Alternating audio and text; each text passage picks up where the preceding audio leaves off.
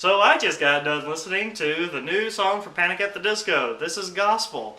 And no, it doesn't sound as much like Fall Out Boy this time. I really enjoyed this song, personally. I mean, is it better than Mrs. Jackson?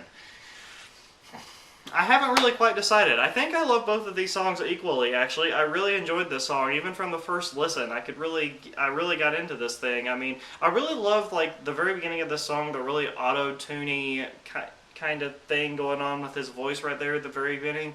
I mean, I don't know why. Some people I saw in the comments were not enjoying that at all, but I thought it really added something to the track. I mean, and it has this really powerful chorus that just kind of just blows out to you, and it's really cool. I really like the chorus of this song.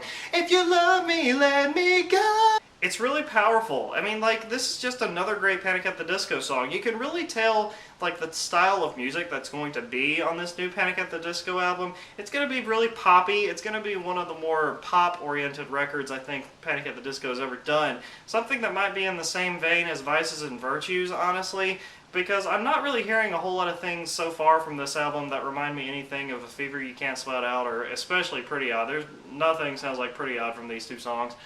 But it's kind of going down that same road of Vices and Virtues, in my opinion. I mean, I'm hoping to eventually hear some songs from these guys for this new album that's a little bit more, has a little bit more instrumentation going into it.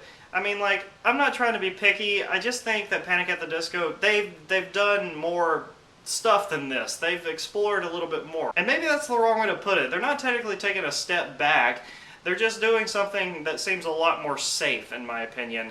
These songs seem a whole lot more safe. It doesn't seem like Panic at the Disco is taking much of a risk on this album. They seem to be, I don't know, just kind of going with the flow of, like, radio hits and stuff like that.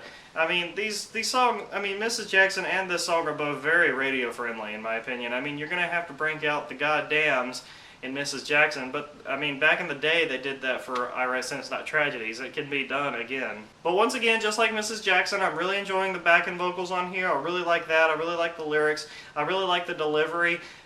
Brendan is actually sounding like himself in this song. He doesn't sound like Patrick Stump like he did in, you know, the fucking Mrs. Jackson. He doesn't sound like that in here, which I like. I mean, it sounds like them again, which is what I was expecting from Mrs. Jackson. But my opinion has changed of that song over the time. I mean, like, yes, it still sounds like Fall Out Boy to me. But I'm really enjoying that track. Like I said before in my honest review, I bought the song on iTunes legally. I mean, you know, I'm probably going to do the same for this song. So, whatever. This is Gospel. Check it out. You're going to love it. If you love Mrs. Jackson, you're going to like this song. I mean, like, I just don't see how you wouldn't. Absolutely cannot wait for this new Panic at the Disco record. I am so excited for it. Tell me what you thought about the song down there below, and which you think is better, Mrs. Jackson or This is Gospel. I'd love to hear it. Mr. Mooney 1235. I'll see you guys later.